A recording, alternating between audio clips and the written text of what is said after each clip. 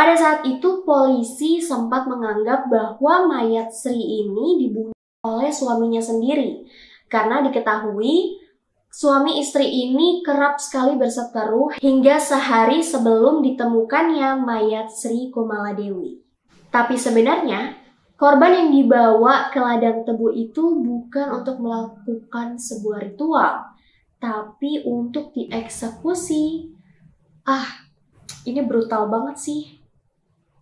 Ia mengaku bahwa pernah mendapatkan mimpi dari ayahnya untuk membunuh sebanyak 70 orang wanita, yang kemudian ia harus meminum air liurnya untuk mendapatkan kesaktian.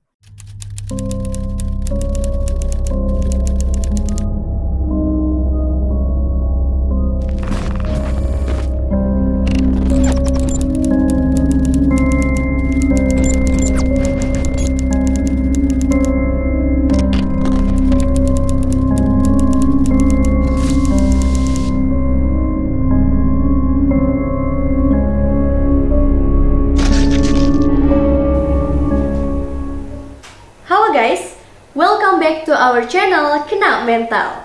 Gue mau ngucapin terima kasih banyak untuk kalian yang udah mampir di channel ini dan tentunya yang udah subscribe juga. Nah, hari ini gue akan menceritakan sebuah kisah berantai yang memiliki tujuan untuk mendapatkan kesaktian melalui ilmu hitam. Penasaran dengan ceritanya? Yuk kita mulai.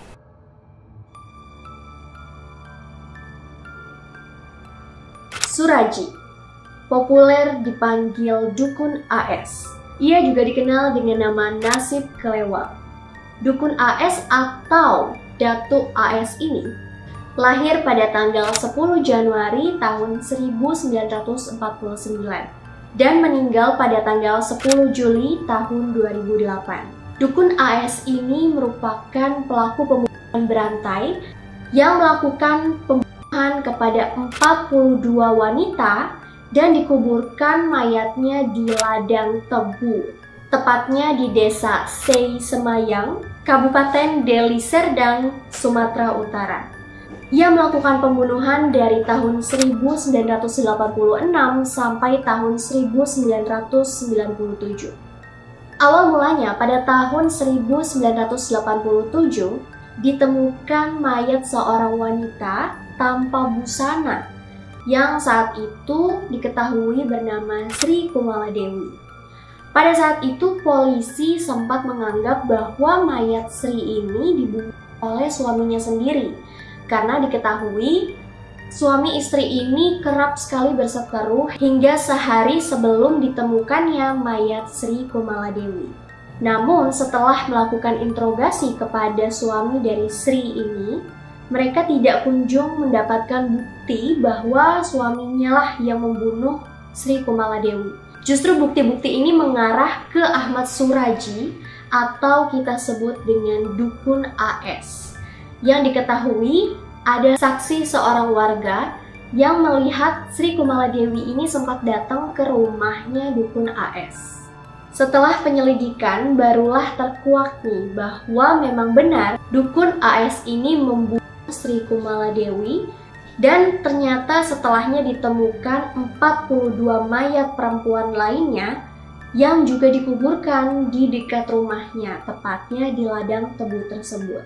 Motif yang dilakukan oleh Dukun AS ini, ia mengaku bahwa pernah mendapatkan mimpi dari ayahnya untuk membunuh sebanyak 70 orang wanita, yang kemudian ia harus meminum air liurnya untuk mendapatkan kesaktian. Ternyata ayah dari AS ini juga merupakan seorang dukun yang meninggalkan keluarganya, juga meninggalkan AS ketika umur 7 tahun. Dan mulai beranjak di umur 12 tahun, AS ini mulai membaca buku-buku peninggalan ayahnya dan mulai menyukai hal-hal berbau mistis. Kemudian setelah itu AS akhirnya membuka jasa praktek dukun dan jasa menyembuhkan penyakit. Selain itu juga membuka jasa pasang susuk yang dibantu oleh kedua istrinya. Nah loh, ada 2 istrinya ternyata.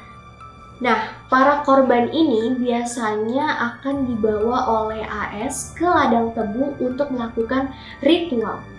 Tapi sebenarnya, korban yang dibawa ke ladang tebu itu bukan untuk melakukan sebuah ritual, tapi untuk dieksekusi.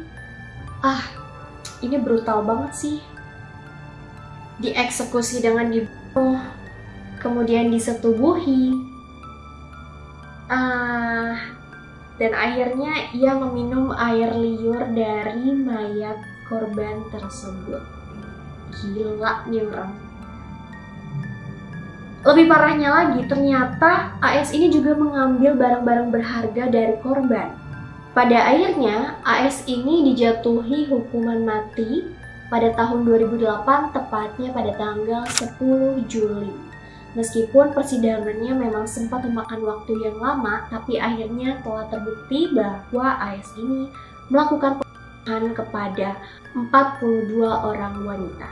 Nah guys, dari sisi psikologi, dukun AS ini termasuk memiliki sifat psikopat yang memiliki perasaan bahwa ia merupakan sosok pilihan dan merupakan orang yang sakti.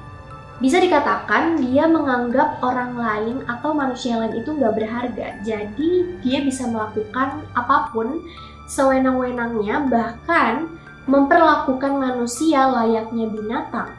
Keyakinan yang dia miliki itu akhirnya semakin menjadi-jadi ketika ia bermimpi didatangi oleh ayahnya dan mendapatkan pesan untuk membunuh sebanyak 70 orang wanita. Tentunya hal ini dikhususkan untuk mendapatkan kesaktian melalui ilmu hitam.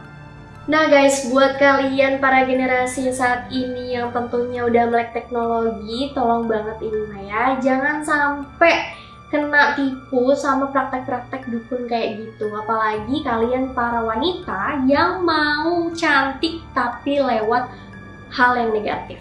Contohnya susuk. Guys, girls, saat ini skincare udah banyak banget, oke? Filter udah bagus-bagus, tinggal di swipe aja. Jadi, jauh-jauh deh sama hal kayak gitu.